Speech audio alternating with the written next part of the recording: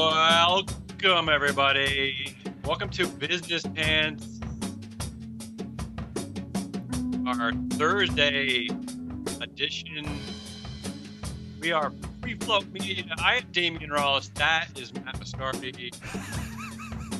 This is what is this? This is the news. This is our daily news show. Wow. This is an inspiring opening. Well, I was just informed before the show started, mere seconds before, that yesterday was a shit show, and I feel sad about that. I don't know what went wrong yesterday. I like that you somehow think yesterday was like different from the day before, was different from the day before that. Like, as if our show being a shit show is a new phenomenon.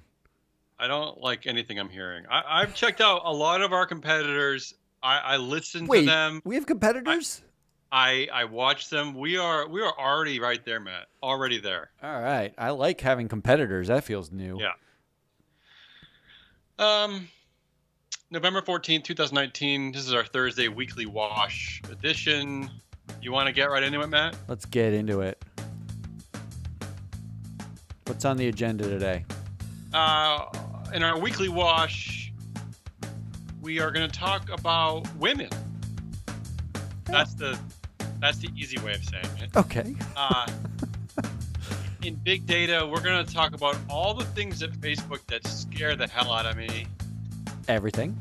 We have another excellent question from a listener in our viewer mail.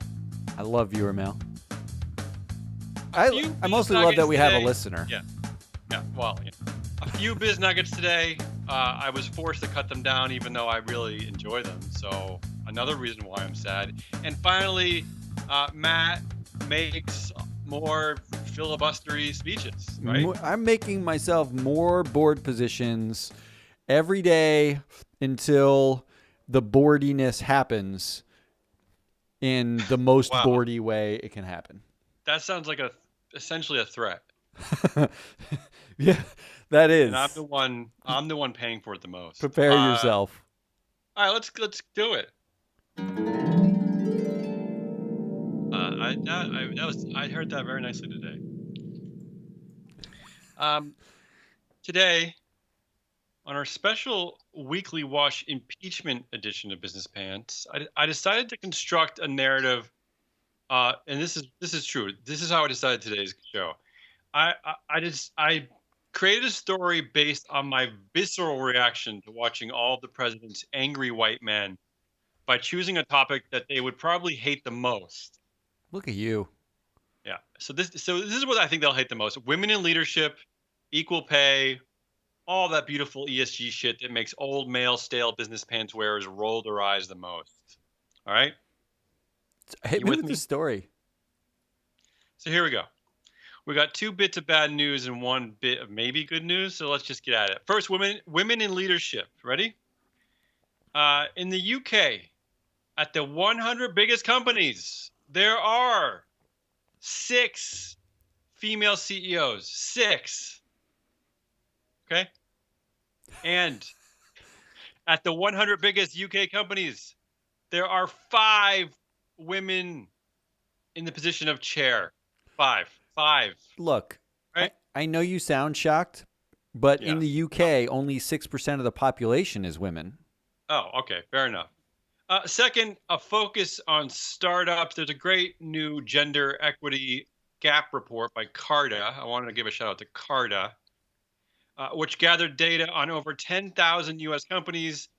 They highlighted that female startup founders and employees own just 26 cents of equity for every dollar held by men. So I'll get into it a bit here. One of the issues, of course, is that only 1 in 8 startup CEOs are women. Okay, that's one problem. That's a problem. Another sad problem is that the role that sees the most women, chief marketing officer, was the worst compensated executive role in terms of equity. So see how that one goes there. Also, women accounted for less than a fifth of engineers and startups. Okay, so they represent less than a fifth of engineers, the lowest representation of gender diversity of any team in the study. However, engineers were on average awarded more than double the equity of any other department. So go figure that one, Matt. What is this? Is this the business pants sadness hour? Is that what we're going Yeah. for? No, but this is all again.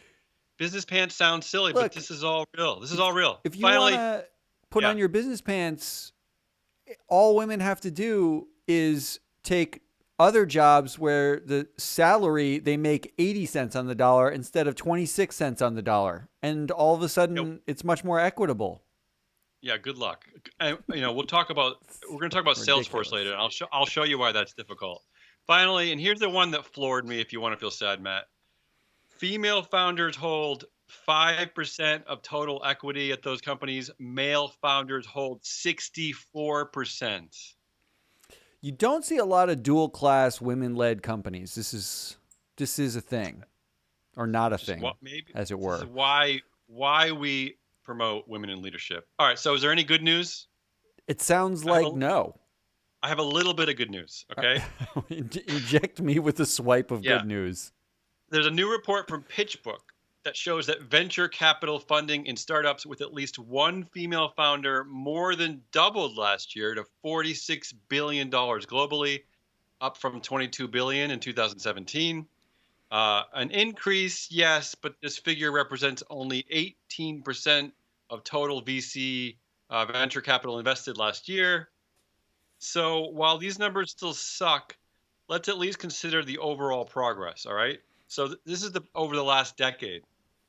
Well, I The want to. total number of VC-backed tech startups with a female founder has grown from 410 companies in 2009 to more than 2,700 last year.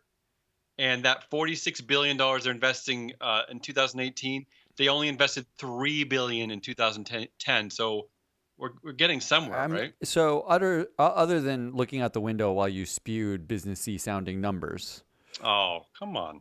here is the takeaway that I feel like is a little bit lost Hmm. because you did a study, what, 5 years ago? Six? Yeah, maybe four. Does it matter? About women on Yeah, boards. And we're going to come back to I this. did. We're at towards the end. You did a bunch of these studies, but in Did. one of them, you had this genius idea to actually check like the base educational listing in their biographies of all board members in the United States. So you went Yeah. through every board member in the US looking for biographical keywords Hmm. to figure out who's more educated on the board. Just using like PhD, MBA, doctor, any whatever you're going to, keyword you're going to use. And you found what Yeah. exactly? Was it any surprise here? Women are more qualified. So what this means is Yeah. there is literally a massive pool of highly qualified women. Hmm. Like, just forget women. Population. There's a highly qualified population of people who being can ignored. run companies, be on Yes. boards, who are totally undertapped. If you are a smart company and or investor, go find them because Yeah. it's not that hard. There's more of them than there are the thing you're looking at currently.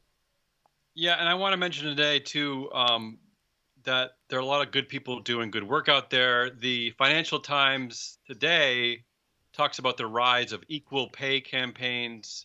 So a special shout out to the Right to Know campaign and the hashtag #MeTooPay campaign.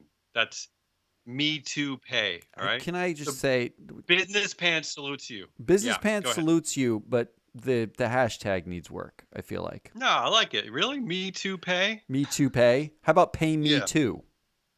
Oh, okay. No, Isn't actually, that didn't I that's a just little better. significantly improve that hashtag? But it's not our role to improve their hashtag. But congratulations, because I do think, I mean, forget the moral equality thing, which is a huge problem to begin with. I don't forget it. But But yeah, but but there is a serious, I mean, like, business judgment problem that isn't being addressed, which is a massive pool of talent that is Yeah. totally ignored. Forget, we're not even talking about minorities. We're just talking about gender because we can actually measure that with numbers. Minorities are much harder to figure out the numbers, but we even know that that is a pool of talent that's totally underutilized. I'm not buzzing that point. I'm just buzzing the category. Yeah. Thanks, Matt. Let's move on.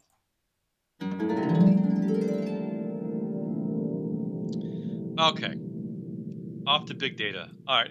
Let's talk about some. All right. Let's talk about some of the scary shit going on Facebook. Okay. Ooh. Can I just say that this visual that you've got, if you are not Yeah. watching the live show or the rebroadcast Which and you you are might as listening on the well. podcast, Yeah. this visual that Damien has put together of someone in a terrifying clown mask with Facebook logos all around them. It's Well, like you'll see why. special. You'll see why when I tell you what's going on at Facebook. Okay. This innocent platform of free speech. All right. Facebook has released the latest figures in its efforts to remove harmful content from its platforms. These shocking numbers represent a time period from July to September, Matt. Okay. So it's just like a few months. Like 3 months. Yeah. Are you ready for this? Yeah. Okay. So these are the following items that were removed in just a few months. Here we go. 11.6 million pieces of content related to child nudity and child sexual exploitation. Okay. Do we have to keep going? That's terrifying. I mean, okay. I'm gonna keep going. And they said that over 99% of these were proactively detected, indicating that the firm had still relied on third-party reports. So, anyway, let's forget that. Let's keep going. The other items removed: 2.5 million pieces of content related to suicide and self-harm. 4.4 million pieces of drug sales content. 2.3 million pieces of firearm sales content. 133,000 pieces of terrorist propaganda content. And finally, I should say that future efforts to clamp down on harmful content could be hampered by the social network's self-styled pivot to privacy announced by Zuck, in part in response to the Cambridge Analytica scandal. So But they didn't this is going to say. get worse, But right? what they What? didn't say in that story is that Mhm. that was 12 users. Okay. It is a shocking amount of content. I wonder, do they ban every single user? Do they remove Okay. the So, well, content? you know what? There's another report out today that said that between April and September, Facebook removed 3.2 billion fake accounts. Well, here's the pro here's the here Yeah. here's the business pantsy angle, right? Yeah. Because what they can do reasonably is remove all that content and keep the users so that in the end, when they sell advertising from a company, right? Like they go to a company and the company says, we want to advertise. They have a user base that's massive, just like 10% of which just happens to do child porn, firearms, drugs, terrorism, and, all sorts Right. of other heinous acts. But they Yeah. still have them as users that they can include in the targeting. I'm curious. The user number is the interesting one. They can move 1 billion fake accounts, but 3 billion. 3 billion. I mean, they can remove 3 billion bot-based fake accounts, but Yeah. how many real live accounts are posting shit that is that heinous that they're still making ad revenue on? Yeah. Facebook, you're out of control. Now that scary clown just got scarier for me. Well, this is the worst way to end a week. Can I just say you've made this Sorry. the worst week ending ever? Yeah. Well, the good news is I cut out most of the funny biz nuggets, so there's no. And it gets worse. Yeah, it gets worse. All right, let's go to our viewer mailbag. All right, we at Business Pants, as I've said before, we will take all your questions and we will answer them and we will read them verbatim. Okay, we're not going to mess around here. We're going to God, you're like actually the grammar police. we're actually going to read them. We're actually going to answer them. So here we go. This is I'm not going to say who this is from. I just don't feel like it. Ready? Here we go. Salesforce. A friend works there and raves about the benefit and how they treat people. A culture based on Buddhist principles. This doesn't seem like a gimmick. Is it a gimmick? What do ESG analysts think? What does Free Float Media think?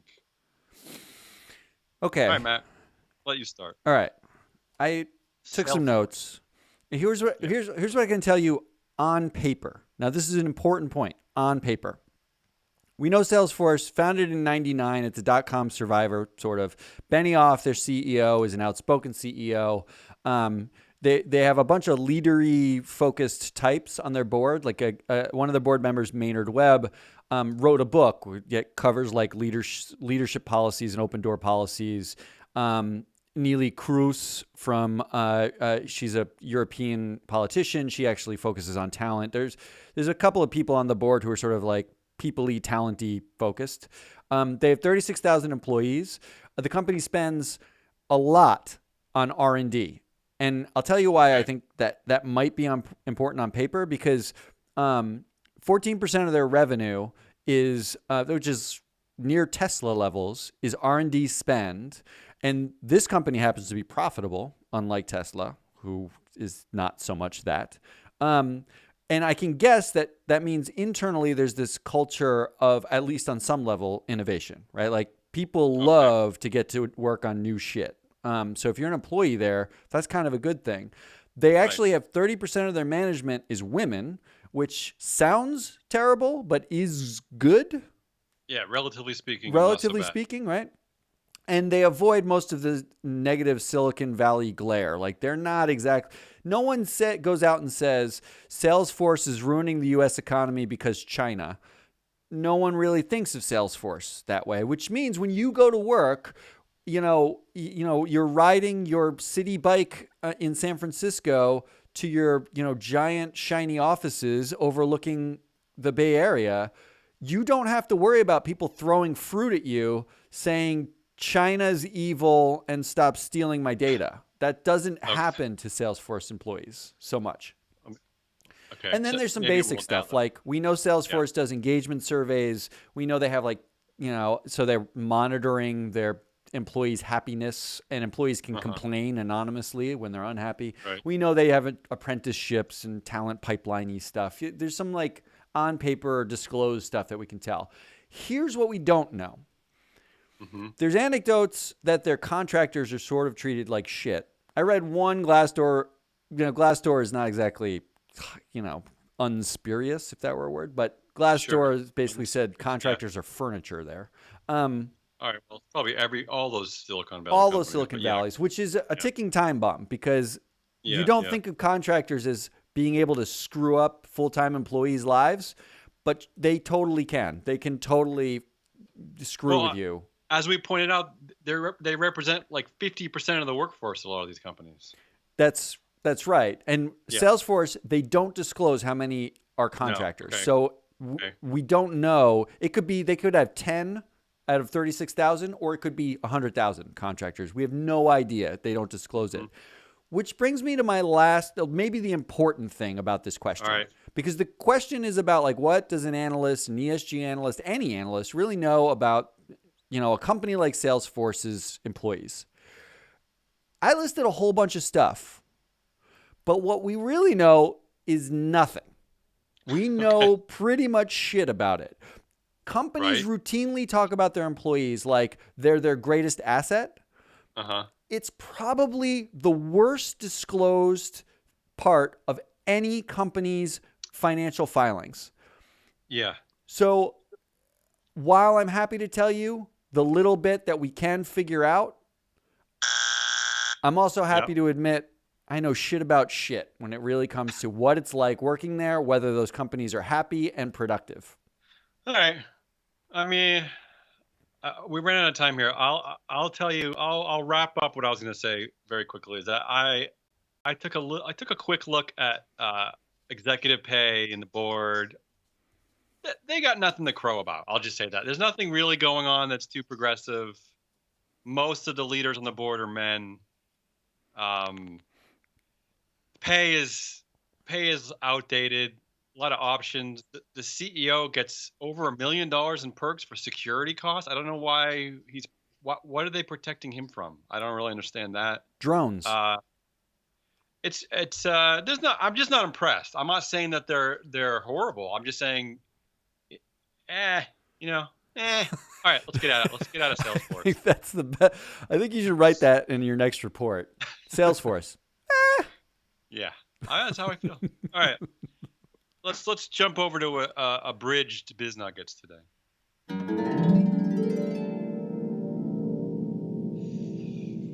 No harp comments from you today. No, I like it today. I feel good I about mean, it. honestly, I need something calming after Facebook being terrifying and women having nothing. Yeah, well, I have a list here in Biz Nuggets that'll cheer you up. All right, let's start with. Oh, this is a good one. Apple's marketing senior vice president Phil Schiller slammed Google's Chromebooks in an interview yesterday, saying, "Are you ready for this, Matt? This is what he said: Students who use Google Chromebooks are not going to succeed." And I'm serious. He said this. All right. And this is what Apple said about Google. All right.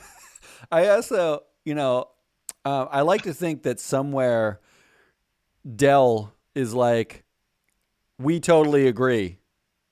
Sure. I don't even know. I don't. Yeah, I'm astounded by that one. I mean, I can't not say going it to or succeed. look at it without laughing. That's some good sales, though. Good for them. Yeah, it's straight to the point, Phil Schiller. You're a master word Not craftsman. pulling punches.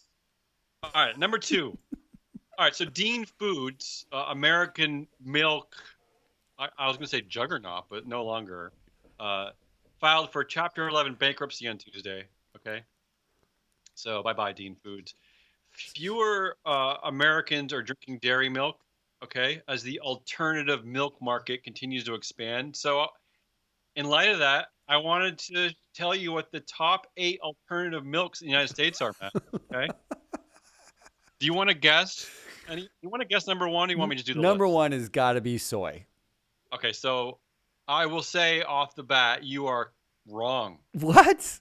Yeah, you're completely wrong. You're very wrong. Okay. What? Wait. How can one be Or very as Leon wrong? Cooper, There's not as that Leon many Cooperman would plant-based say, milks. you're fucking wrong. Okay. All right, here we go. Here we go.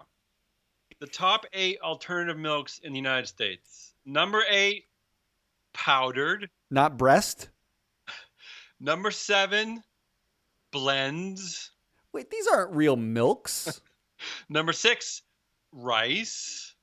Oh, rice beats soy. That's interesting to me. Number 5, no, we're going up from 8 to 1. Number Oh. 5, the number 5 most popular alternative milk in America, oat milk. Number 4, and my favorite, other. Number 3, coconut milk. All right, I can get into coconut milk. And then at number 2 is Matt's favorite, soy milk, which gives men breasts. So, So almond is number one.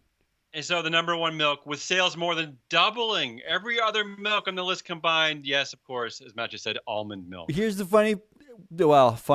Can I make this tragic? Yeah, Almonds take significantly more water than other things to Ah. grow yeah.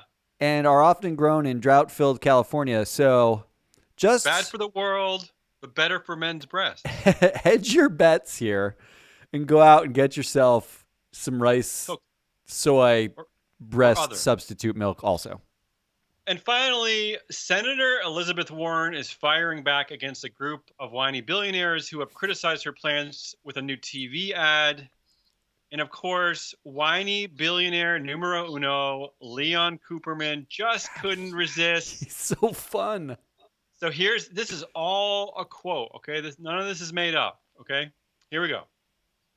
In my opinion, She represents the worst in politicians as she's trying to demonize wealthy people because there are more poor people than wealthy people. As far as the accusations of insider trading, I won the case. She's disgraceful. She doesn't know who the fuck she's tweeting. I gave away more in the year than she has in her whole fucking lifetime. That Coop, you're the best. Leon. You're so wonderfully angry. Leon, that's amazing. And Team Warren actually just released, I saw on Twitter, a cup, a mug that says "Billionaires Tears." Yeah. So, Yeah, congratulations for capitalizing on Leon Cooperman's crazy. They also had a great tweet in response to some of this fight with just "okay billionaire," which I really liked. Who exactly is he trying to appeal to? Just other billionaires? Like, there's literally no like. That's the only way to not do have this work badly for you is not engage. And by the way, Leon, as for the insider trading case, you did not win. You're lying. You settled with the SEC. Okay. Wait, did you just fake news Leon Cooperman? And also, you're disgraceful. Can I just say that we had the insider trading angle story way before the mainstream media. We've been talking about it here for weeks. We are the unstream media. Thank you. All right, let's finish out the week with yet another wonderful edition of Matt Makes. What are you making today, Matt? Matt makes an apology. Oh, okay. I like it. I'm ready for this. All right. So if you've been watching, we've done a bunch on the boards. Really, we've been trying to get I've been trying to get myself put in a position to find a board that will have me. Just to catch you up, and I'll catch you up quickly, this is how we got here. I wanted to find a board where a white male 40-something can finally get a chance. Okay. where I can get paid, I have job security, and I really don't like work. So I figured something that I didn't have to work that hard. Okay. I narrowed it down to 16 companies. I called them the Sweet 16. They include companies like Corning, Exelon, Chubb, Thermo Fisher, Stanley Black & Decker, Waste Management, a bunch of companies. One in particular stood out to me for a number of reasons. A company called Leggett & Platt. Though I know nothing about making parts for beds, I did find that there were a bunch of board members in the Sweet 16 who were also board members at other Sweet 16 companies. And I thought, well, this is the perfect group to weed to cull from because, and then I ended up choosing a woman named Phoebe Wood because she'd been on the board of Leggett & Platt.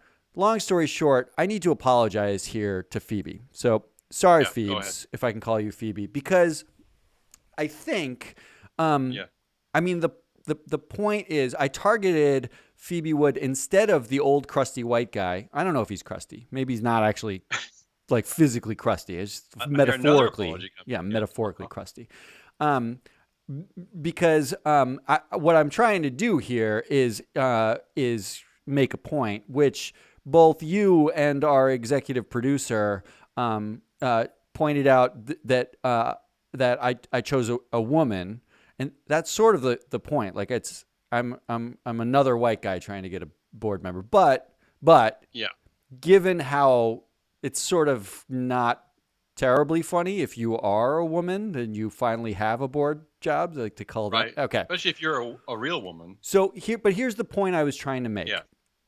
Boards are totally fucked up. Okay. I like the premise. And I'm gonna now go a little bit harder at one board in particular that's in my Sweet 16 that was an outlier. Let's get at it. A company called Fidelity National Financial. I mentioned them yesterday, but this company is not the Fidelity like you think of when you think of like mutual funds and like big financial services. This is a title insurance company. I think it's based in Florida. And I pulled every board member from from Fidelity FNF. I'll call them FNF, Fidelity National Financial's board. They basically, there are two board members I couldn't find pictures of. A Daniel Ron Lane and a Richard Massey. According Okay. to my census statistics, the probability that both of those people are white are in the 90%. So I don't know that they're white. There is okay. This is the number 256th company in the world's best employers list by Forbes. They make $8 billion in revenue. According to MarketWatch, they have actually a pretty strong buy recommendation on the stock. Over the next 12 to 18 months, it's expected, the median price expectation is up 8%. So investors like this company. It's a small cap company, but investors like it. And overseeing this rising tide, 7 of the 10 board members have been on the board for at least 13 years. Jeez. Okay. 70% of the board has been there for 13 or more years. Yeah, it's a long time. That's two of them have been there for 30 plus years. Oof. Okay. Of them, one of them is Bill Foley. He actually is the owner of the Vegas Golden Knights. So if you're a hockey fan, the owner also happens to be another crusty white guy, crusty to be confirmed, on an American board. He created this company during the 80s leveraged buyout nonsense that happened. Out of a small title company, he acquired his way to creating what is FNF today. He's been on the board for 35 years, happens to pay himself every once in a while from the company coffers for things like IT support, a little $300,000 for company events over the years. FNF actually, bought from him a small brokerage firm that he owned 52% of. So made a nice mint on that. But this, in case you're worried, he's the chair. The CEO also on the board, a Mr. Quirk. In case you're worried, if he gets fired for any reason, he'll get paid 2 times his annual $4.4 million salary and an $8 million cash severance for any involuntary firing. So these people, they got it together. There's one woman on the board. Okay. A woman named Heather Murrin. So of the board members, approximately none of them really have any direct insurance expertise, right? Obviously. Yeah, what are you going to do? Yeah. So the one woman, Heather Murrin, she actually wrote the Financial Crisis Inquiry Report from 2008. She was the one the government was like, you're an expert. You write this, please dissect what happened and write it up for us. She was one of the people who wrote it. She was the head of global securities and economics at Merrill Lynch. She sits on this board with a couple of dudes who are real estate developers in like the LA and Florida area. A little incongruous. If I were her, I might be sitting there thinking, why am I the smartest person here? How did that happen? And my big shot at a board is a small cap title insurance company. In their board, I pulled from their board charter, they actually write, this is what they're looking for. This is how they mandate to themselves. We are looking for, can we consider all aspects of diversity, including diversity of age, gender, nationality, race, ethnicity, sexual orientation, in order to enable the board to perform its duties and responsibilities effectively. They have one woman on the board. One. So just take a look at that. Now, one who has to be so incredibly qualified even just to get there. So much smarter. I'm going to move through some stats really, really quickly to sadden you before I get to my final takeaway. Yep. Number 1, 6% of U.S. publicly traded companies have 0 women on their boards. 6%. 35% of U.S. publicly traded companies have 1 or less women on their boards. 1 or less. Wow. FNF, sad. Part of the more than a third. Yeah. 31% of publicly traded companies are overboarded. So there's plenty of fucking room to find new talent because all of the board members basically are on boards elsewhere. They're just white guys on boards with each other for the most part. here I identified basically 3 candidates. Now, FNF, they have investors come up for a vote every 3 years, or board members come up for a vote every 3 years. And they got more than 10% votes against in this last round for Lane, Thompson, and Massey. These guys have been on the board for 27, 30, and 13 years. So there's some around the margin investor motion saying not so great to have this kind of entrenchy, boardy thing. But this is my final takeaway. Okay. I've been picking on the companies for picking board members that are all white, crusty old men, and I've been trying to leverage that and try to get myself a board seat. But it's not really the company's fault. It's investors' fault, isn't it? Well, they're the ones voting on it, right?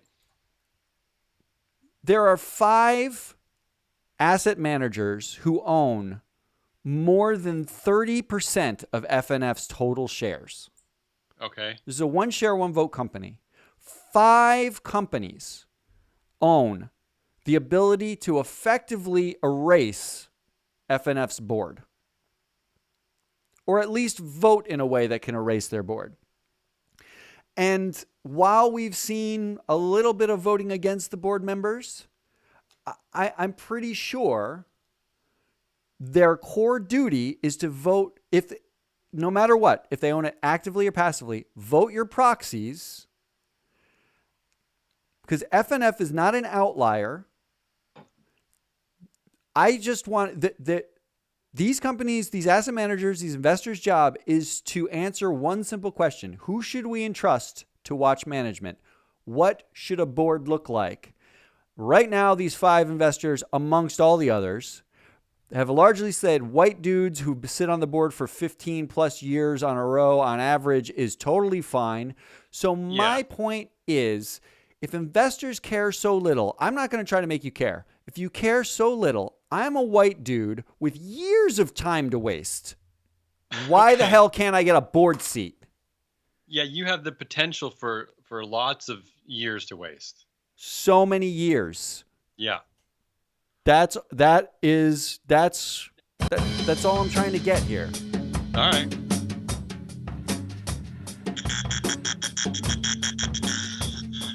Thanks, Matt. The music is telling us it's over.